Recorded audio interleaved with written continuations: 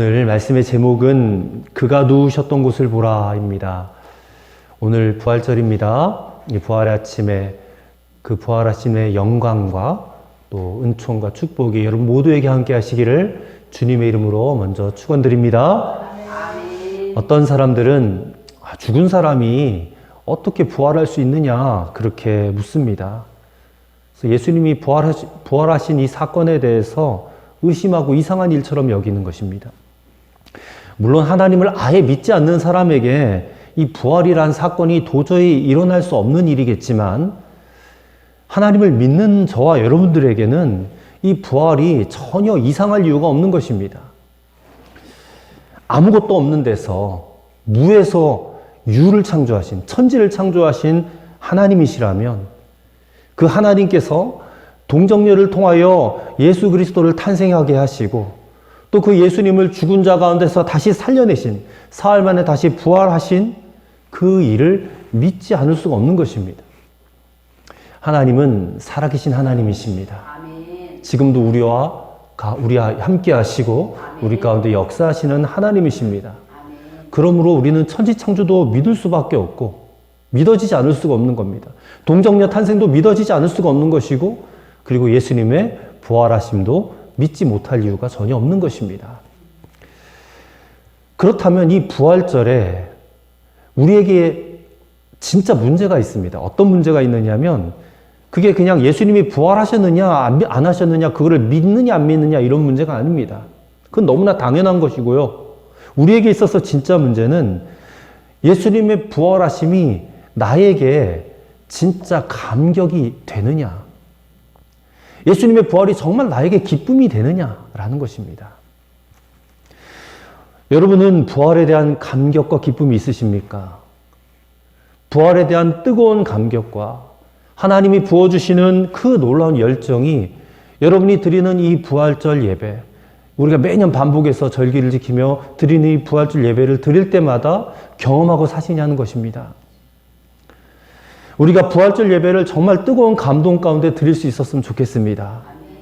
근데 그렇게 드리지 못하는 이유는 예수님이 부활하셨다는 사실이 도저히 믿어지지 않기 때문이 아니라 예수님이 부활하셨다는 그 사실이 내게 어떤 의미로 다가오지 않기 때문에 그런 것 같습니다.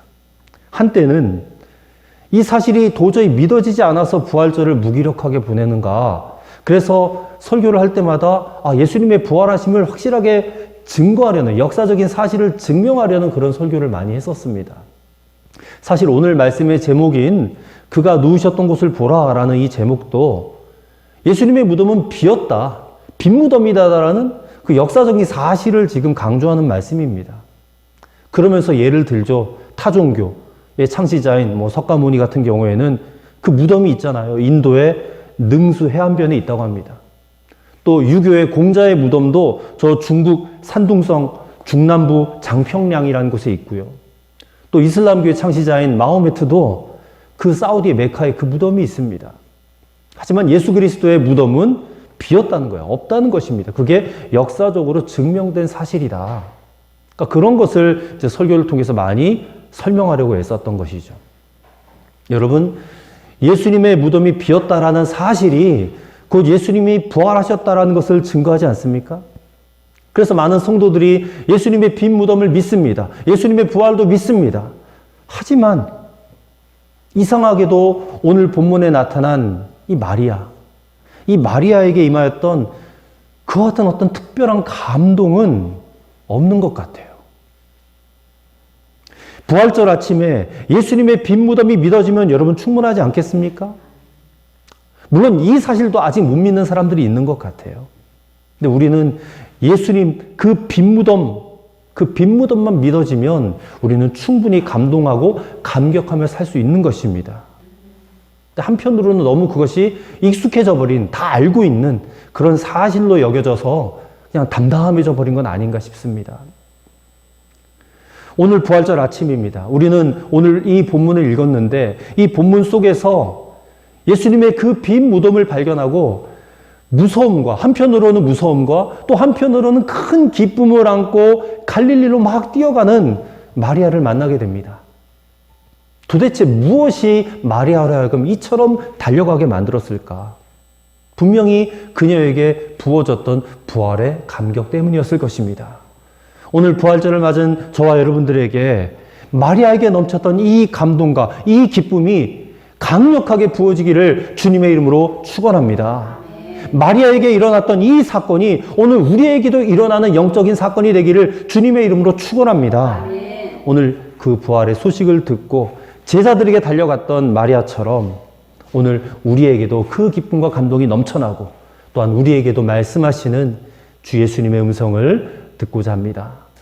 첫째로 우리는 예수님께서 지금 우리와 함께 계시다라는 그 사실에 감격할 수밖에 없다는 것입니다. 마리아는 어떻게 해서 그렇게 마음으로부터 뜨거운 감동이 일어나게 되었을까?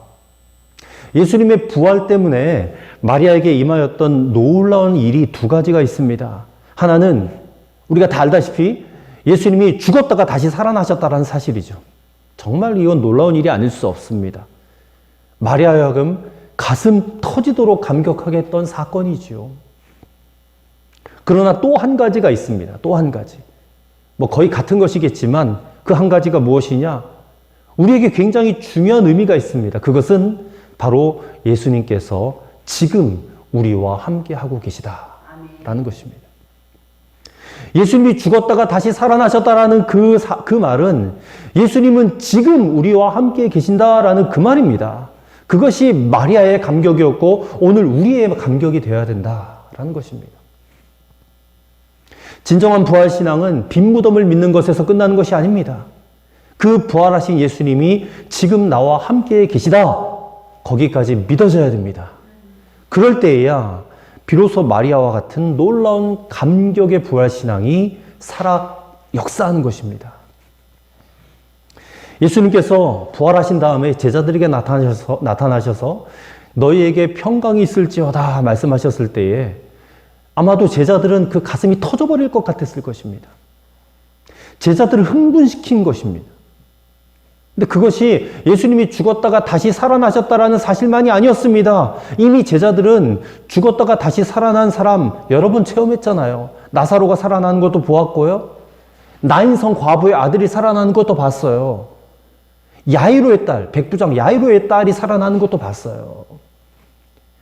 제자들을 정말 흥분시켰던 부활하신 예수님, 그분이 지금 내 눈앞에 계시다라는 그 사실이 그들의 가슴을 뛰게 만든 것입니다. 물론 그 자리에 함께 있지 못했던 도마는 예수님을 만나기까지는 한동안 그 감격을 갖지 못했잖아요. 여러분 그렇습니다. 부활신앙의 핵심은 죽었던 예수님이 다시 살아나셨다는 것뿐만이 아니라 그 부활하신 예수님이 지금 우리와 함께 계시다라는 것. 여러분 그것이 우리에게 부활신앙의 핵심이 되어진 줄로 믿습니다. 우리가 처음부터 부활하신 예수님을 알고 또 그 예수님과 함께하고 예수님과 동행하는 삶을 살았더라면 우리는 오늘도 참으로 놀라운 인생을 살고 있을 것입니다. 마리아처럼 기쁨과 감격에 못 이겨 막 달려가는 그런 삶을 우린 계속해서 살았을 것입니다. 우리 자신뿐만 아니라 내 주변의 많은 사람들을 막 살려내는 삶을 살았을 것입니다. 그러나 우리는 그 감격을 계속 유지시키지 못합니다. 그냥 단순한 내 머릿속의 지식, 예수님 죽었다가 다시 살아나셨지, 부활하셨지, 그 지식만 있을 뿐이지 그 부활하신 예수님과 동행하지는 않았기 때문에 그 사실을 믿어도 내 감정 하나, 성질 하나, 기분 하나도 바꾸지 못하는 그런 삶을 사는 거예요. 예수님께서 부활하신 다음에 40일 동안 제자들과 함께 계시다가 이제 승천하시게 되잖아요. 그때 제자들은 어땠는지 아십니까? 다시 당황했습니다. 다시 두려워했어요. 그동안 같이 계실 땐 너무 좋았는데 이제 승천하시니까 그들은 계속 하늘만 쳐다본 거예요. 하늘만. 예수님이 부활하셨다라는 사실은 변함이 없는데 왜 제자들은 하늘만 쳐다보고 그렇게 두려워하고 당황하고 허탈했을까? 이제부터는 예수님을 추억만 하면서 살아야 되는 것. 그리고 천국에서 예수님을 다시 만난 날만을 기다리며 살아야 하는 것, 그것이 두려웠던 것입니다. 예수님이 이제는 자기들을 떠나가 버리셨다라고 생각했기 때문에 그런 거예요. 예수님이 승천해버리고 나면 이제 자기들만 홀로 남는다라고 생각했기 때문에 그렇습니다. 이제 우리는 어떻게 해야 되나? 예수님 떠나고 없는데. 어느 목사님께서 자신을 위해서 그렇게 많은 기도를 해주셨던 어머니가 돌아가셨습니다. 그래서 너무 허탈하고 허전해서 이제 더 이상 나를 위해서 기도해 줄 어머니가 없어졌구나. 이 사실에 너무 슬퍼졌답니다. 근데 그렇게 장례를 치르다가 갑자기 어머니께서 이제 하나님 곁에서 나를 내려다보고 계시다라는 그런 생각이 들어왔답니다. 어머니를 그저 땅속에 묻어버리고 오는 것이 아니고 어머니는 저 하늘 위에 계시다라는 것이 믿어졌다는 거예요. 그래서 큰 위로가 되었다는 것입니다. 더 이상 내가 어머니의 기도를 받지 못하는 것이 아니구나. 어머니의 기도를 잃어버린 것이 아니구나라는 것이 알아졌대요. 오히려 어머니께서 살아계실 때보다 더 구체적으로 나를 지켜보고 계시고 나를 위하여 기도하고 계시겠구나. 그게 깨달아졌다는 거예요. 그러니 마음이 든든해졌다는 것이에요. 예수님께서 부활 승천하시고 난 다음에 하늘에 계시면서 우리를 지금 내려다보고 계시는 그런 분으로 여기는 성도들이 의외로 많이 있습니다. 근데 예수님은 그렇게 믿으면 안 됩니다. 부활 승천하셔서 지금 하나님 보좌 우편에 있다고 우리가 고백은 하지만 거기 그냥 가만히 계셔서 우리를 내려다보고 지켜보고 계시는 분이 아니에요. 예수님의 부활은 그것과는 전혀 다릅니다. 저 천국에서 우리를 지켜보면서 응원하시고 힘내라고 격려하시는 그런 분이 아니에요. 예수님은 하늘에서 그저 우리를 지켜보고 계시는 것이 아니라 이미 우리 마음에 오셨습니다. 우리 마음에 오셨어요.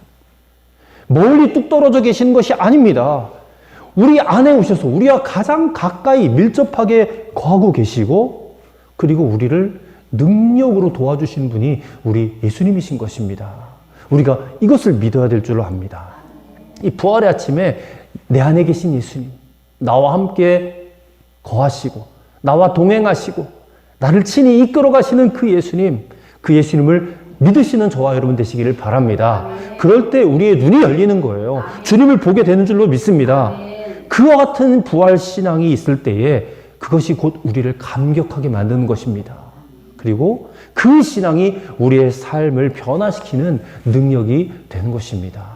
오늘 이 부활 아침에 이 부활 신앙의 역사가 저와 여러분 심령 가운데 깊이 있게 새겨지는 은혜가 있게 되기를 간절히 축원합니다. 두 번째로 우리는 우리의 갈릴리에서 부활하신 주님을 다시 만나야 된다라는 것입니다. 자, 오늘 본문 7절의 말씀을 한번 보겠습니다. 또 빨리 가서 그의 제자들에게 이르되 그가 죽은 자 가운데서 살아나셨고 너희보다 먼저 갈릴리로 가시나니 거기서 너희가 배우리라 하라.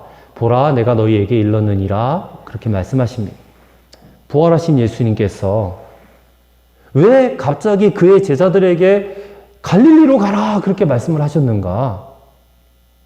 또 더 좋은 지역에 있을 법도 한데 굳이 갈릴리로 가라 하신 이유는 예수님께서 공생의 출발점이 바로 그 갈릴리였기 때문에 그렇습니다. 예수님이 세례 요한으로부터 세례를 받으시고 메시아 되심의 증거를 받으셨어요. 그래서 거기서부터 전도 사역에 상당한 결과를 얻을 수 있는 예루살렘 그 지역에서 전도를 하셔야 될 법한데 그게 아니라 흑암의 땅 갈릴리로 먼저 가셔서 거기서부터 공생애를 시작하셨어요. 갈릴리는 어떤 사람들이 삽니까? 가난한 자들이 살아요. 상처를 안고 사는 자들이 있습니다. 또 삶에 대해서 실망하고 좌절한 이들이 많이 사는 사람들이에요. 부활하신 주님은 먼저 그들 곁으로 가신 것입니다. 우리 생각에는 예수님이 부활하셨으니까 자기를 엉터리로 재판한 빌라도 앞에 먼저 나타나든지 아니면 자기를 그냥 모함시켜서 나를 죽였던 종교 지도자들을 먼저 찾아가가지고 봐라! 내가 말한 대로 부활하지 않았느냐? 하면서 그냥 만왕의 왕으로서 빌라도를 막 책망하고 유대 종교 지도자들을 막 그들의 위선과 교만을 막 책망하실 수도 있었을 거예요. 우리 생각에는. 그런데 예수님께서는 그들 앞에 서는 것은 이만큼도 관심이 없으셨습니다. 일말의 관심도 없으셨어요. 예수님은 먼저 당신이 죽으심으로 실망했던 사람들, 안타까워하는 사람들 곁으로 가기를 원하셨다는 것입니다. 믿음이 이겼고, 사랑이 이겼고, 소망이 이겼고, 진리와 정의가 승리를 거두었다는 사실을 당신이 부활하신 그 모습을 보여주심으로 그들에게 용기를 주시고 희망을 주시기를 원하셨다는 것이에요. 그래서 갈릴리로 가라. 갈릴리로 가라라는 또 하나의 의미는 신앙의 원점으로 되돌아가라라는 그런 의미도 있습니다. 신앙의 원점. 갈릴리는 제자들이 예수님을 처음 만난 곳이죠. 갈릴리 바다에서 어부의 일을 하면서 물고기를 잡던 제자들에게 예수님이 나타나셔서 그들을 만나주셨어요. 그들이 배와 그물을 버려두고 예수님을 쫓아갔어요. 사람을 낚는 어부가 되었다는 것입니다. 바로 갈릴리에서. 말씀에 순종하여 그물이 찢어지도록 고기를 많이 잡은 곳도 갈릴리 바다였고, 3년 반 동안 예수님 따라다니면서 배우고 수많은 기적을 체험한 곳도 갈릴리였습니다. 풍랑이는 바다 위를 걸어간 베드로, 갈릴리 바다에서 그 역사를 체험했죠. 거센 풍랑도 주님 말씀 한마디면 잠잠해져 버리는 갈릴리 바다. 당시 예수님을 따르던 수많은 제자들, 그리고 많은 사람들, 잊을 수 없는 은혜의 바다가 바로 갈릴리였다라는 것입니다. 주님을 모른 채 두려움과 염려와 근심에 빠져 살던 우리들, 죄 가운데 살던 우리들, 어느 날 주님을 만났습니다. 어느 날. 그 주님을 만난 그곳이 바로 여러분의 갈릴리입니다. 그 갈릴리로 여러분 나아가셔야 됩니다. 거기서 부활하신 주님이 여러분보다 먼저 거기 계셔서 여러분들을 기다리고 계십니다. 그 신앙의 원점. 예수님을 처음 만났던, 경험했던 바로 여러분의 갈릴리로 돌아가야 된다는 것입니다. 우리가 예수님을 처음 만났고 경험했던 그 갈릴리는 다 다를 것입니다. 어떤 분들은 모태에서, 어떤 분들은 주일학교 어린 시절에, 또 어떤 분들은 청년 시절에, 중년 시절에, 장년 시절에, 노년 시절에, 인생의 여기저기서 또 여러분들이 섬겼던 교회에서 주님의 은혜를 크게 받았던 갈릴리가 다 있으실 것입니다.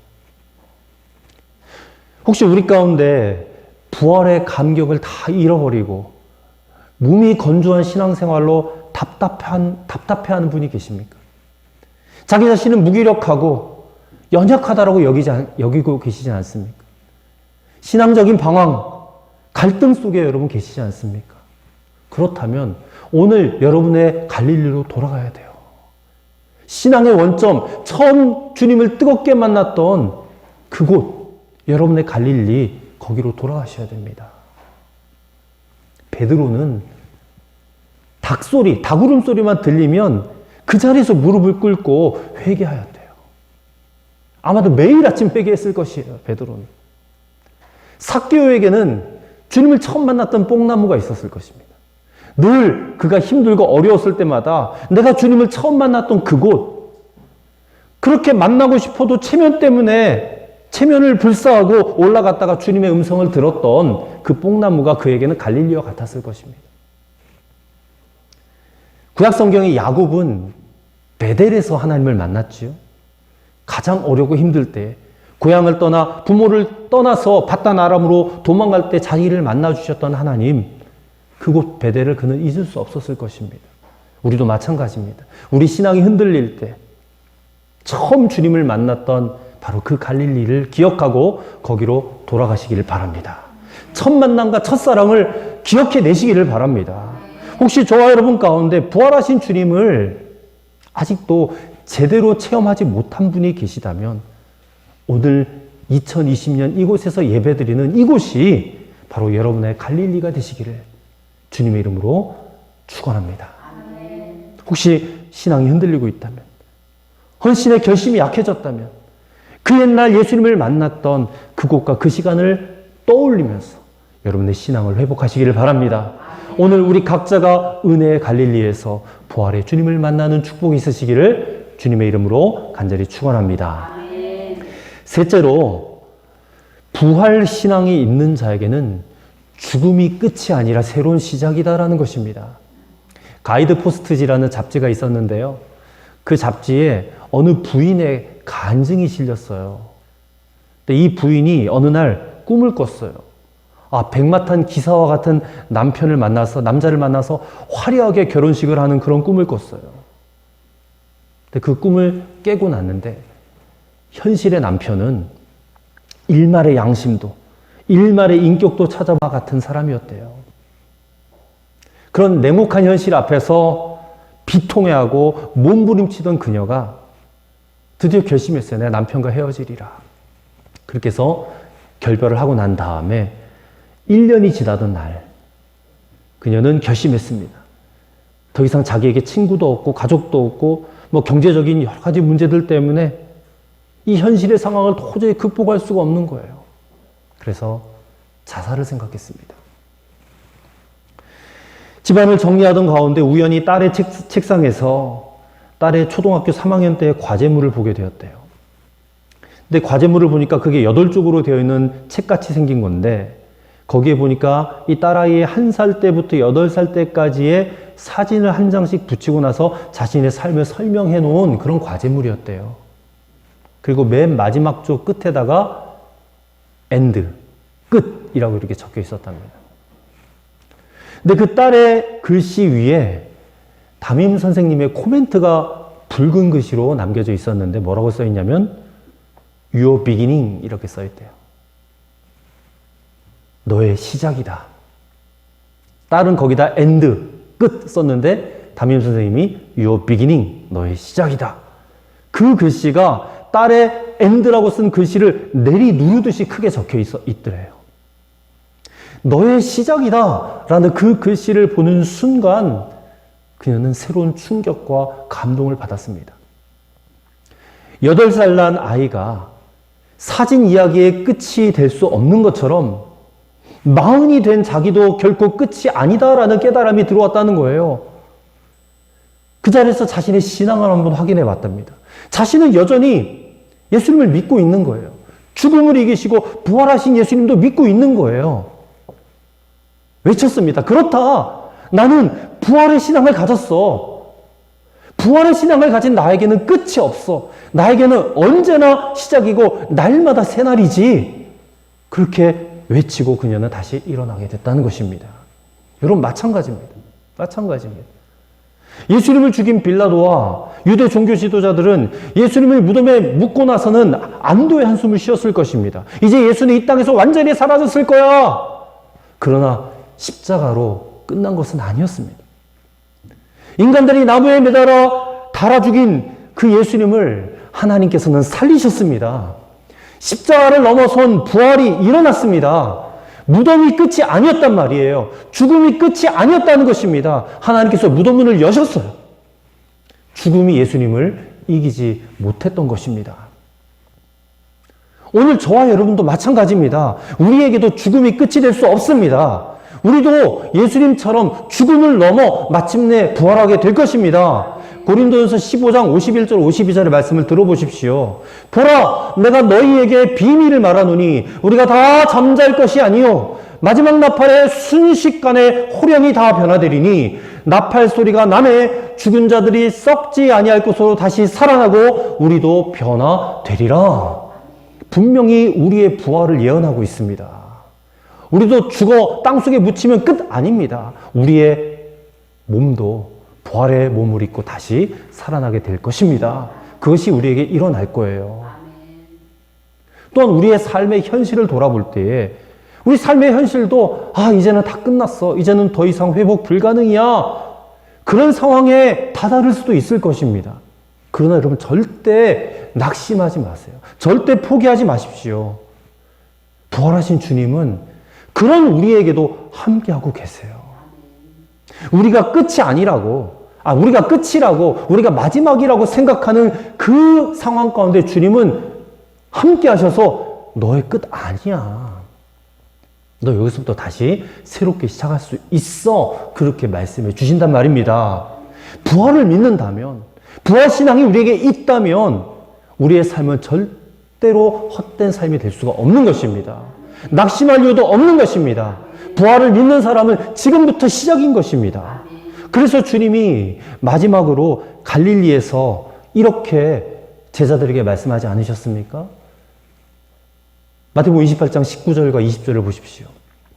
그러므로 너희는 가서 모든 민족을 제자로 삼아 아버지와 아들과 성령의 이름으로 세례를 베풀고 내가 너희에게 분부한 모든 것을 가르쳐 지키게 하라. 볼지어다 내가 세상 끝날까지 너희와 항상 함께 있으리라 하시니라. 이것이 우리에게 소망입니다. 이 말씀을 받은 제자들 마가다락방에 모여서 간절히 기도하잖아요. 열흘 동안 전심으로 기도에 전무하였던 제자들에게 드디어 약속하신 성령께서 급하고 강한 바람처럼 임하셨어요. 하나님께서 성령님으로 임하신 것입니다. 그들이 그곳에서 느낀 것은 하나님의 호흡이었어요.